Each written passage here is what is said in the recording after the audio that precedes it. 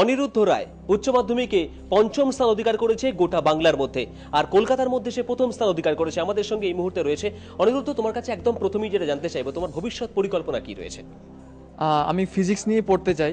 আমার favourite subject physics, আমি ওটা নিয়ে অগ্রসর হতে চাই। এই যে তুমি এত বড় একটা সাফল্য পেয়েছো, সাফল্যের পিছনে কাদের অবদানকে সব থেকে বড় করে তুমি দেখতে চাইছো? অবশ্যই আমার বাবা মার অবদানকেই প্রথমে রাখতে চাইছি, তারপরে তো স্কুলের শিক্ষকরা রয়েছেন, তবে আমার বাবার অবদান এতে বোধহয় সব থেকে বেশি, এবং আমার মায়ের অবদান।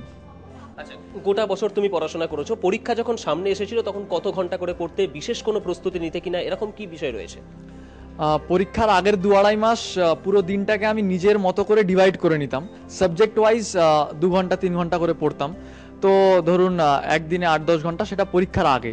পরীক্ষার যখন স্কুল চলতো তখন যাতায়াত আমার অনেকটা সময় নিয়ে নিত বলে সেলফ স্টাডির সময়টা কমই থাকতো। আচ্ছা, জীবনের দ্বিতীয় বড় পরীক্ষায় তুমি বড় রকমের সাফল্য পেয়েছো। যারা এই জীবনের দ্বিতীয় বড় পরীক্ষায় এবছর দেবে, তাদের জন্য তোমার কি বার্তা থাকবে? আমার বার্তা থাকবে এটাই, যে এইচএসের জন্য ল্যাঙ্গুয়েজ যেটা বাংলা ইংরেজি আছে, এটাকেও যেন ইকুয়াল ইম্পর্টেন্স দেওয়া হয়। সায়েন্স নিয়ে যারা পড়ছি আমরা বিশেষ করে তাদের জন্য বলছি, যে সায়েন্স সাবজেক্টগুলোর মতোই বাংলা ইংরেজি বা যাই হোক আদার যে ল্যাঙ্গুয়েজ সাবজেক্টগুলো রয়েছে সেগুলোকেও যেন ইকুয়াল ইম্পর্টেন্স দেওয়া হয়।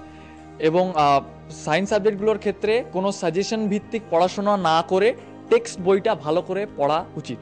ভবিষ্যতে কি হতে চাও তুমি? আমি শিক্ষক হতে চাই। শিক্ষক হতে চাও। অসংখ্য ধন্যবাদ যে এত বড় একটা তুমি সাফল্য পেয়েছো এবং আমাদেরকেও গর্বিত করেছো, কেবল নিজের বাবা মাকে নয়, স্কুলের শিক্ষকদের নয়।